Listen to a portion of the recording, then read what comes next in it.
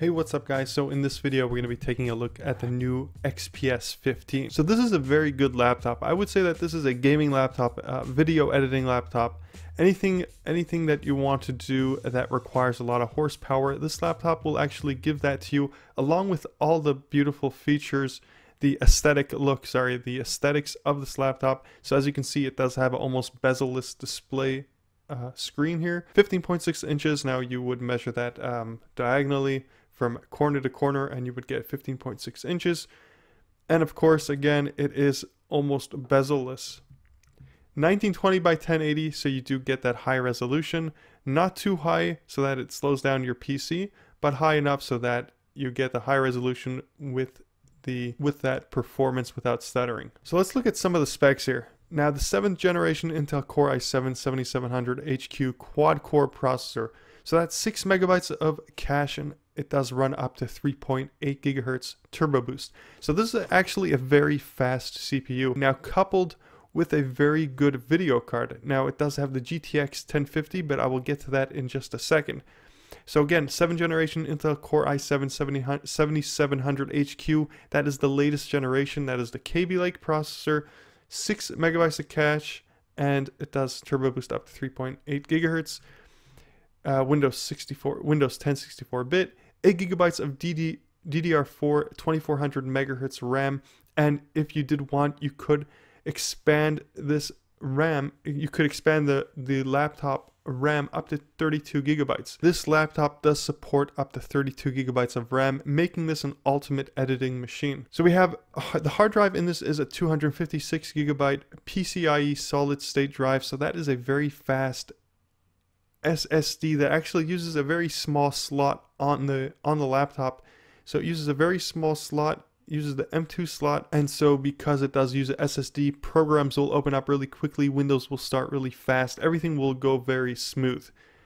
Now back to the video card that I was speaking, coupled with the Core i7, that is a quad core again. The video card is an NVIDIA GeForce GTX 1050 with 4 gigabytes of DDR5. Very good video card. So this video card can actually play a lot of the later games out there on very high settings.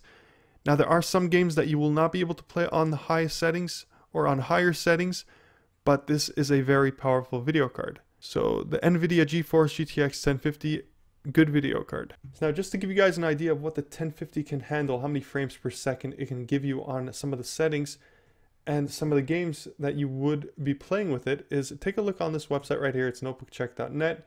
And I will have the link in the description below if you guys did want to check that out. So For Honor, which is a 2017 game, does give out some of these frames per second here. I don't really know what that red means, but I guess it does give out 57.5 frames per second. I don't know what that exclamation point is, but I know that these are the frames per second. Let's take a look at some of the other games here. Resident Evil 7. So on the high settings, you will get 54 to 57 frames per second. Watch Dogs 2, 32 frames on high settings. And some of these games actually you will be able to play on almost the highest settings with the highest frame rates, with pretty decent frame rates. Sorry, like Titanfall 2, you get 52 frames per second, 1920 by 1080. Just take a look at this website. I will post a link to that in the description, and that is for the 1050. So the NVIDIA GeForce GTX 1050. Now the display on this, as I said before, is a 15.6 inch FHD, which stands for full high definition display, 1920 by 1080. So you do have a good resolution there, not too high, not too low. And then we have the wireless card, 56 WHR battery, backlit keyboard, and if you did want a fingerprint reader, that's $25 extra. Let's look at some of the ports on this laptop. So I believe it does have 2 USB 3.0 ports. As you can see there, we have one USB 3.0 port there and one on the other side with a battery indicator. That's really cool. So if you didn't want to know how much battery you do have on this laptop, you would basically just push that button right there, and as you can see, you have 5 LEDs which tell you how much battery you do have left. Now here is the charging port on this laptop, and we do have an HDMI port. So if you did want to take the laptop and connect it to your television, play whatever's on your laptop to your TV, then you can definitely do that. And it does have a USB-C. That is a Thunderbolt port right there. And again, a bezel-less, beautiful display. So you don't have to look at the edges of the screen, the plastics. You just, whatever you're looking at, that's the screen. Very seamless design. So this is essentially a powerhouse laptop. It's not, there's not too much power in this laptop. So what I'm trying to say is there are better laptops out there, especially for the price. But if you did want that thinness, the sleekness of this laptop, the aesthetics, then this would be it. But it does start at $1399. So this setup right here that I chose is $1399. So it's $1,400. Now for the same price, I just wanted to show you guys another laptop off Amazon, which is the MSI GE72VR. That is obviously a bigger screen on this particular laptop. So you have 17.3 inches with an older generation Core i7 quad-core processor, but they're very similar.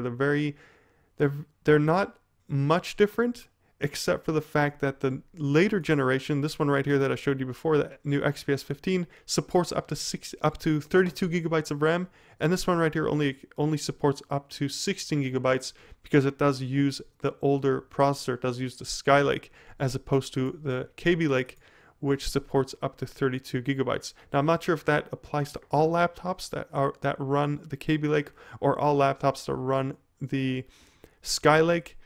Which is this one right here. This is a Skylake, which supports only 16 gigabytes of RAM. But for some reason, the models that I've looked at, the laptops that I've looked at that use the Skylake or the Kaby Lake, this is the case. So this one right here actually uses a better video card. It uses the GeForce GTX 1060. And so just to give you guys an example of how much more powerful the 1060 is over the 1050, let's take a look at some of these benchmarks over here on this website. I will have a link to that in the description as well if you did want to check that out. So this is the 1060, this is the 1050 over here on the left. On the right side, I have the 1060, which is more powerful. And just to give you guys an idea of how much more powerful it is, check out the benchmark. So again, this is the 1050, this is the 1060. And as you can see here, the 1060 is significantly better than the 1050. So if you were looking for a gaming laptop, then you definitely want to go for the powerhouse, the real powerhouse gaming laptop, which is the Amazon link that I will post in the description below.